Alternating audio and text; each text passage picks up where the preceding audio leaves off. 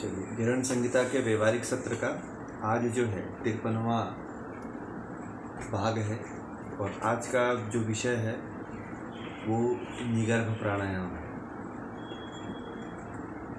कल हमने सगर्भ सहित प्राणायाम का पहला जो भाग था उसको जाना था, उसको समझा था। सगर्भ प्राणायाम का जो विषय है वो निगर्भ प्राणायाम का है। निगर्भ प्राणायाम सगर्भ यानी कि जो बीज मंत्रों से होता है, निगर्भ जो बिना बीज मंत्र के होता है। ये जो निगर्भ प्राणायाम है इसमें बिना बीज मंत्र के ही करते हैं। बिना बीज मंत्र के करने से भी सिद्धियां प्राप्त होती हैं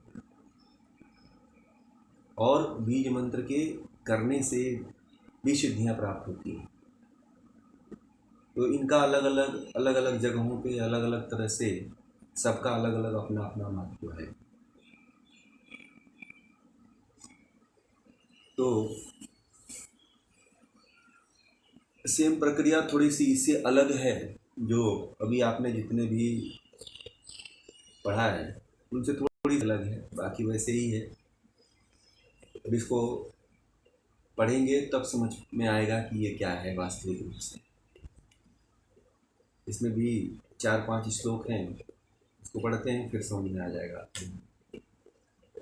प्राणायामो निगर्भस्तु बिना बीजे न जायते वाज वाम जानु पर्यन्यस्तम वाम पाड़ी तलम भ्रमेत एकादिश पर्यंतम पूर कुंभकरेचकम उत्तमा विशतिर्मात्रा मध्यमा षोडशी स्मृता अधमा द्वादशी मात्रा प्राणायाम स्त्रिधा स्मृता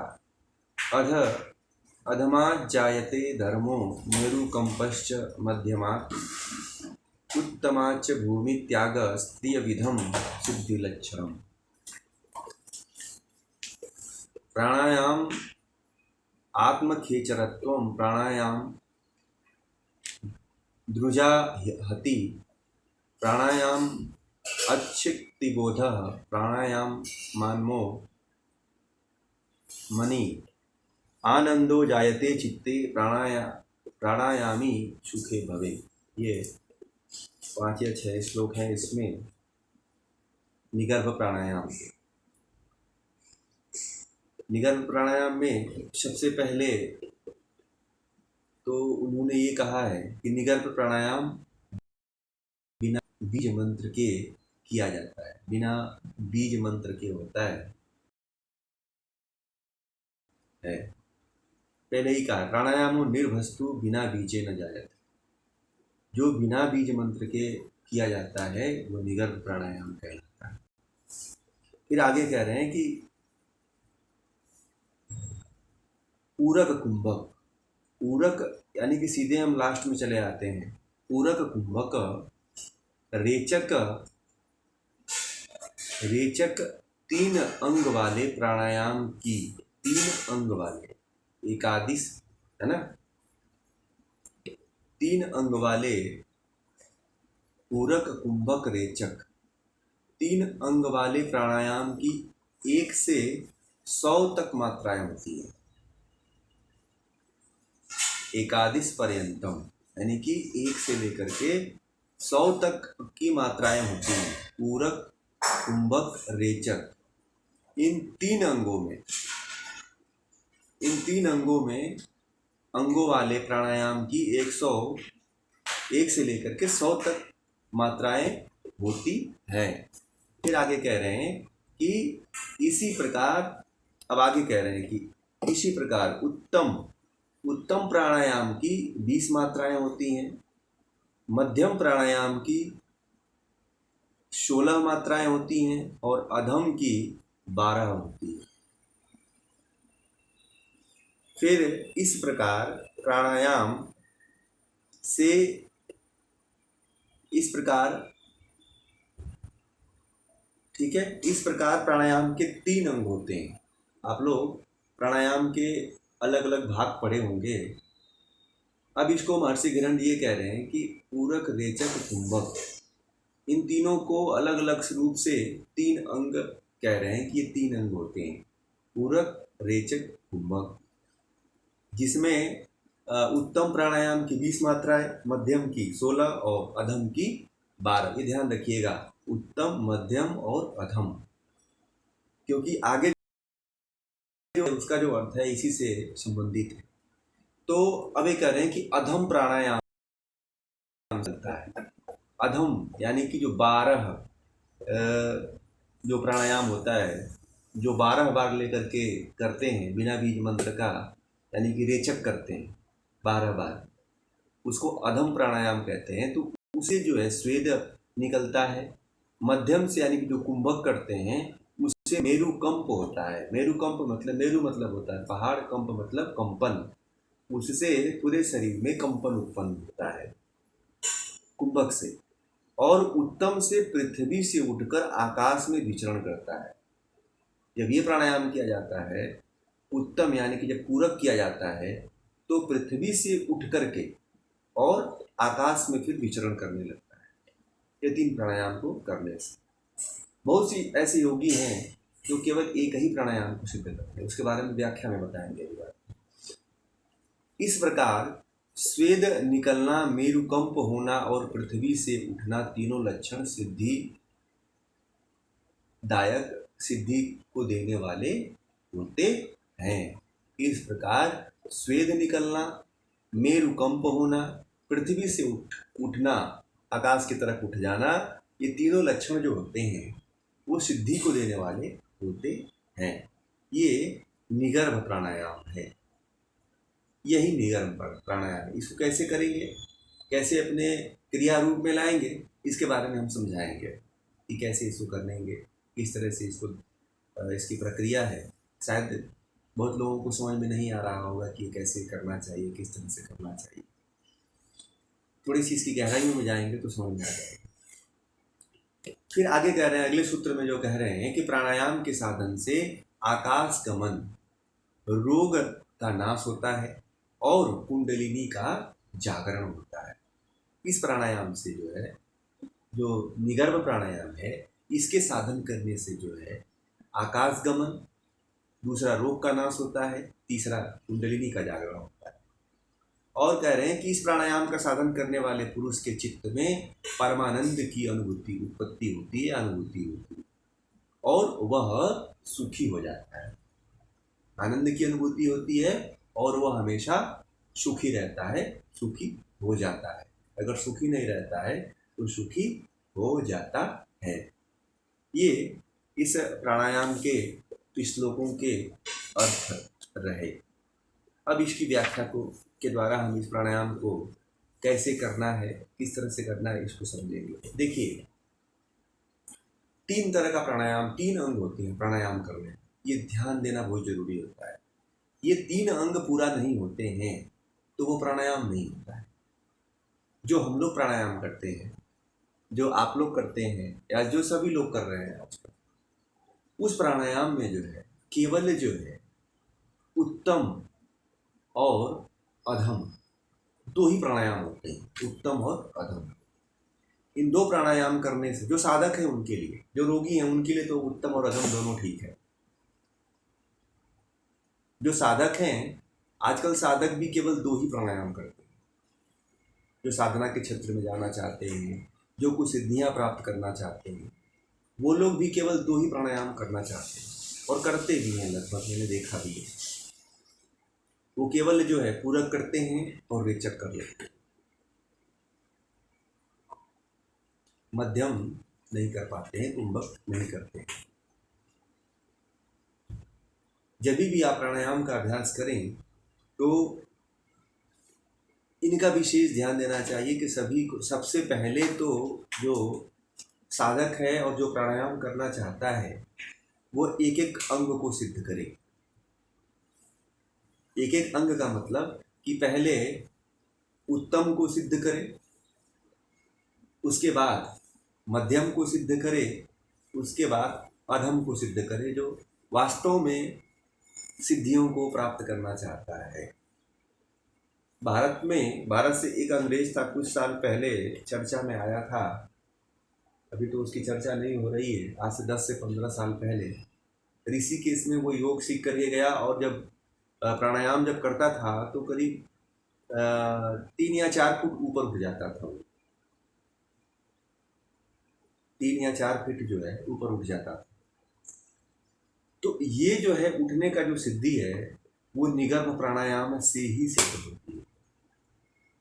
आप लोगों को बता दें, निगर्भ प्राणायाम अगर कोई अच्छी तरह से करता है, किसी गुरु के सानिध्य में रह के करता है, तो वो भी आकाश गमन, यानी कि आकाश में, आकाश के लेवल पे उठ जाता है। आकाश में चलने जैसी स्थिति हो जाती है, आकाश में ऊपर तक उठ जाता है बिना किसी आलम्ब के, बिना किसी सहारे के। क्योंकि ये जो निगर्भ प्राणायाम से शरीर इतना हल्का हो जाता है कि पृथ्वी की जो गुरुत्वाकर्षण शक्ति होती है वो पूरी तरह से नष्ट हो जाती है। निगर्भ प्राणायाम से पृथ्वी से करते समय पृथ्वी का जो गुरुत्वाकर्षण शक्ति होता है, शरीर में जो गुरुत्वाकर्षण शक्ति होती है, जो भार होता है, वो इतना कम हो जाता है कि हवा के बराबर हो जाता है और शरीर जो है अपने आप उठ जाता है। वो कब होता है कि इस प्राणायाम को देखिए, इस प्राणायाम में विशेष तरह से ये ध्यान देना चाहिए कि उत्तम प्राणायाम में साधक को क्या करना चाहिए कि 20 मात्रा, यानी कि 20 बार गिनती करते हुए पूरक कर ले। 1 2 3 4 5 6 7, 20 बार गिनती करते हुए वो पूरक कर ले। और जो है फिर जो है क्या करे वो कि 16 मात्रा, 16 की गिनती करते हुए वह कुंभक कर ले। 16 की मात्रा गिनते हुए कुंभक कर ले। और फिर जो है 12 की मात्रा गिनते हुए, 1 से लेकर 12 तक जो है गिनते हुए वो रेचक कर ले। तो ये प्राणायाम जो है पूरी हो जाती है। ये प्राणायाम जो है पूरी हो जाती है, जो शास्त्र, जो बुक के अनुसार, जो पुस्तक के अनुसार जैसा उन्होंने बताया है। निगर्भ प्राणायाम की यही प्रक्रिया है। अब एक चीज और बता दें कि एक बात कहा है इसमें कि जो है उत्तम प्राणायाम के करने से जो है स्वेद निकलता है, ठीक है, और मध्यम प्राणायाम करने से जो है शरीर मेरु की तरह कंपन करने लगता है, और अधम प्राणायाम जब करते हैं तो क्या होता है,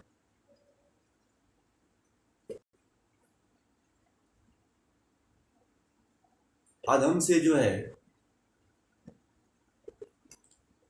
अधम से स्वेद निकलता है, मध्यम और उत्तम से पृथ्वी से ऊपर उठकर आकाश में विचरण करने लगता है।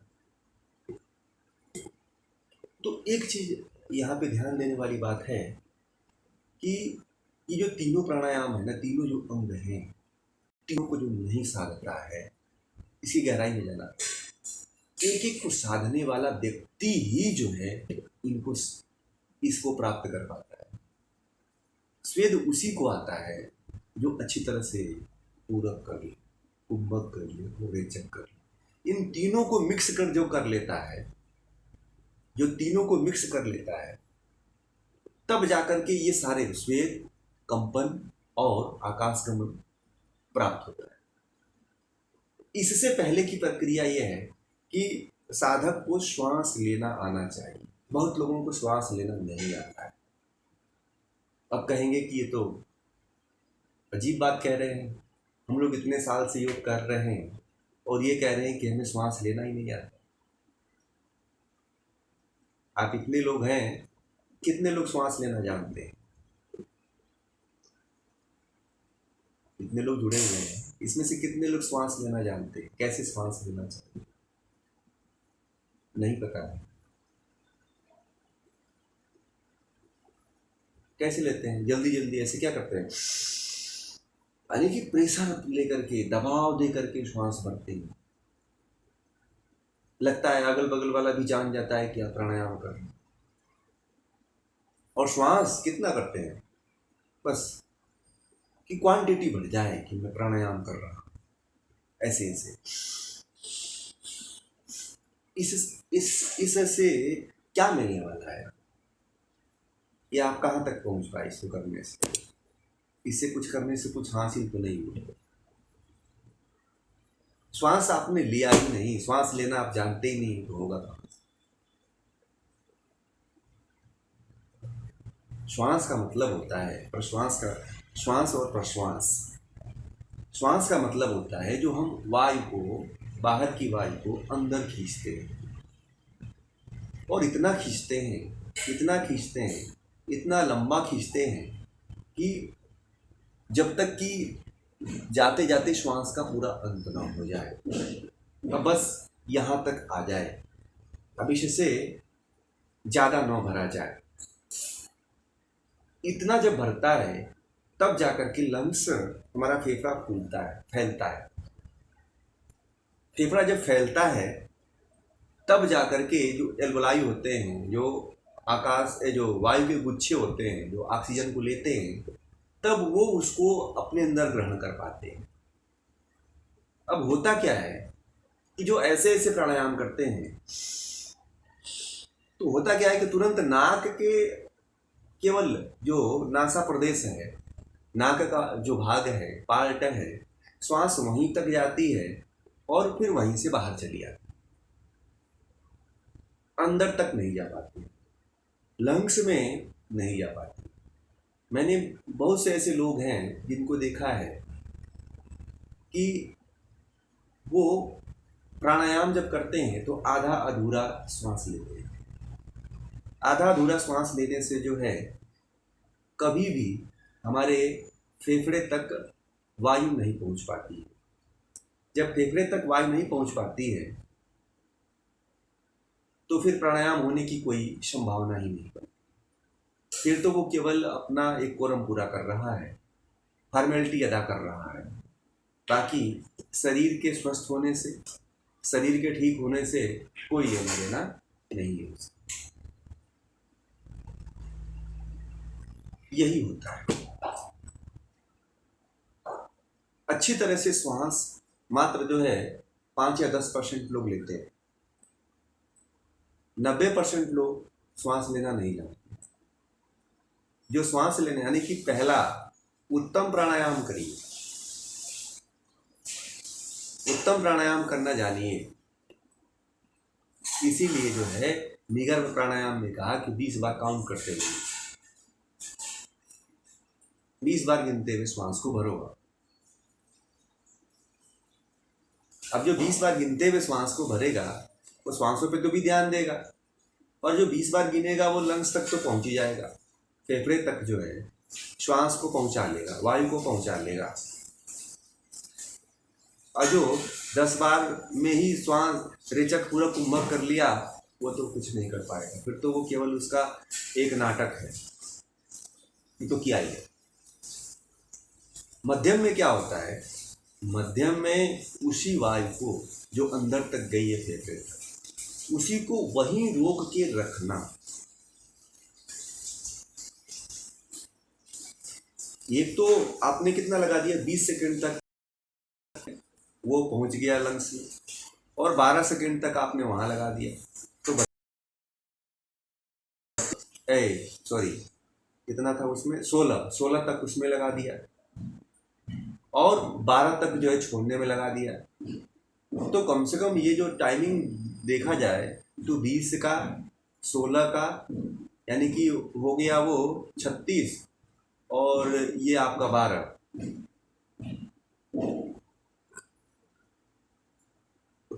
टोटली 48 हो गया, 48 टोटली हो गया ये। तो 48 सेकंड तक श्वास जब पूरक रेचक कुंभक के प्रक्रिया में रहेगी तो तब जाकर के ये प्राणायाम कहलाएगी, अन्यथा प्राणायाम कहलाने में कोई भी आजकल जो करते हैं उसमें कोई प्राणायाम करने का औचित्य तो नहीं है। उसको प्राणायाम कहा ही नहीं जा सकता, केवल व्यायाम कहा जा सकता है। इसलिए जो है पूरक को समझिए, कुंभक को समझिए और रेचक को समझिए। जो इसको नहीं समझता है फिर वो प्राणायाम नहीं कर पाता है। प्राणायाम करने के लिए इसको समझना अति आवश्यक है कि हम जब श्वास भरें तो ध्यान रहे कि लंग्स तक जा रहा है कि नहीं जा रहा है। केवल नासा प्रदेश में चला जा रहा है, नाक वाले भाग पे चला जा रहा है, वहीं तक जाके फिर बाहर निकल जाता है, तो फिर आप समझिए कि आपका प्राणायाम नहीं हो रहा है, केवल एक व्यायाम हो रहा है, एक क्रिया प्रक्रिया बस हो रही है। प्राणायाम का मतलब है कि आप के लंग्स तक पहुंच जाए, एक समय लगे।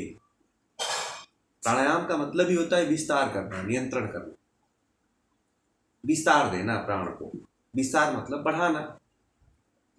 आप श्वास को बढ़ा ही नहीं रहे हो, केवल ले रहे हो, छोड़ रहे हो, तो ये तो आप कोई व्यायाम करते हो, दौड़ते हो या कोई काम करते हो, तभी भी ये सब सारी प्रक्रियाएं होती हैं। तो कोई विशेष अंतर तो नहीं पड़ा।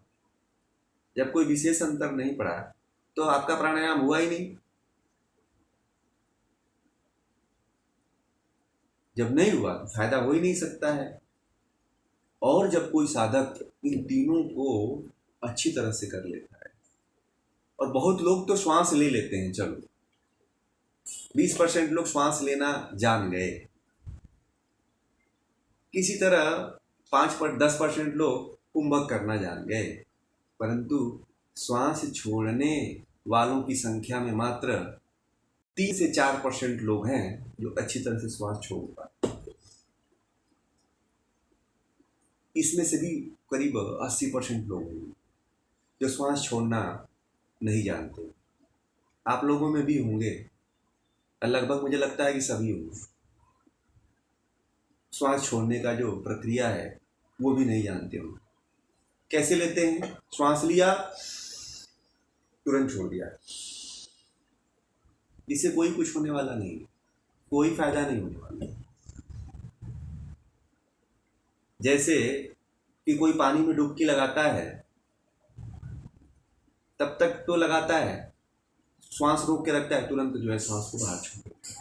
फिर जब उसके बाद उसको जो थकान होती है लंग्स के द्वारा, और लंग्स के द्वारा जब उसकी क्षति होती है तो उसे पता नहीं चलता है, तो बाद में पता चलती है कि वो बाद में जब हम शरीर में जब समस्या आती है, जब पीड़ा आती है और जब कष्ट होता है और श्वास में नियमितता खत्म हो जाती है, अनियमितता आ जाती है, तब जा करके, क्योंकि ये तो कोई साधक ही या कोई योगी ही समझ सकता है कि अनियमितता क्यों ज़्यादा बढ़ जाती है।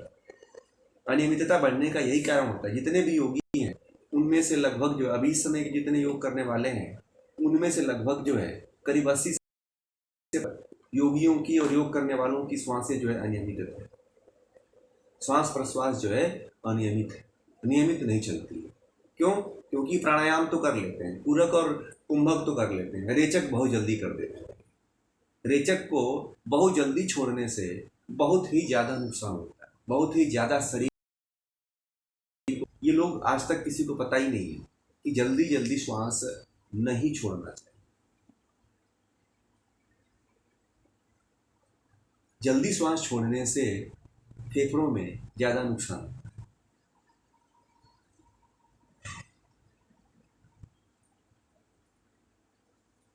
और जो कुंभक नहीं करता है फिर तो उसको वात की समस्या हमेशा बनी है।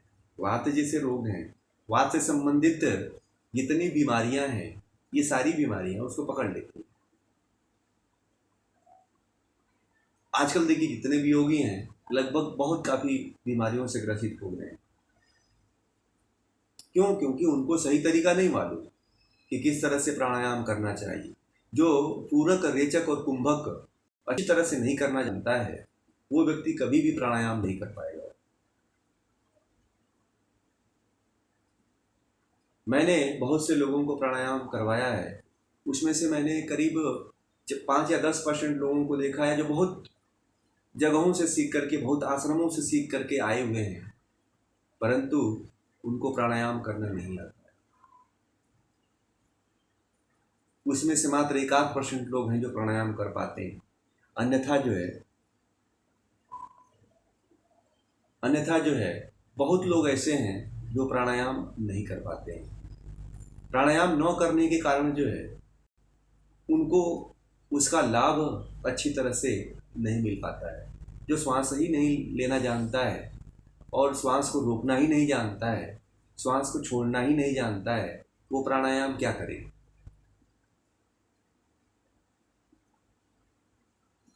केवल जो है प्रक्रिया को पूरा कर लेने से प्राणायाम नहीं होता है।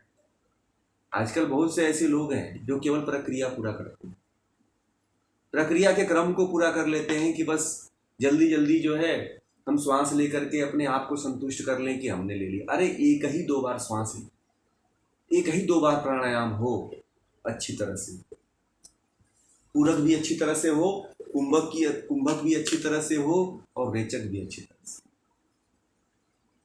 कहाँ जाना होता है, मैं तो समझ नहीं पाता हूँ कि लोग प्राणायाम करने के लिए बैठते हैं और प्राणायाम में भी जल्दीबाजी कर देते हैं। जब आपके प्राणों का जब विस्तार ही नहीं हुआ तो प्राणायाम क्या हुआ, खाक हुआ, फिर तो बेकार है, कोई मतलब नहीं। इसी ऐसा आपके साथ नहीं हो रहा है। आप जब प्राणायाम कर रहे हैं और आपके साथ ऐसा प्राणायाम नहीं हो रहा है तो आप एक को साधिए। 1 महीने तक लगातार जो है केवल आप पूरक करिए, 1 महीने तक पूरने का ढंग सीखिए, दूसरे महीने कुंभक करने का ढंग सीखिए, तीसरे महीने रेचक करने का ढंग सीखिए। 3 महीना लगाइए एक प्राणायाम में, आप प्राणायाम कर पाओगे सही से, अन्यथा नहीं हो पाता है। मैंने देखा है बहुत से लोगों को।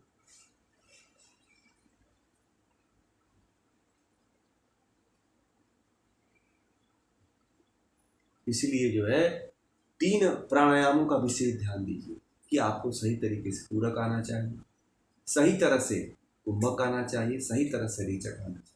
कुंभक हर कोई कर लेगा, रोक लेगा जितनी क्षमता के अनुसार। पूरक और रेचक में ही गड़बड़ी आती है, पूरक रेचक में ही लोग असावधानी बरत लेते हैं और तो और इतना तेजी के साथ श्वास छोड़ते हैं लोग, एक ही बार में बाहर निकाल देते हैं गैस को कि आसपास के लोग रहें तो उनको भी पता चल जाता है कि हाँ कोई बगल में प्राणायाम कर रहा है। प्राणायाम ऐसे होना चाहिए कि आप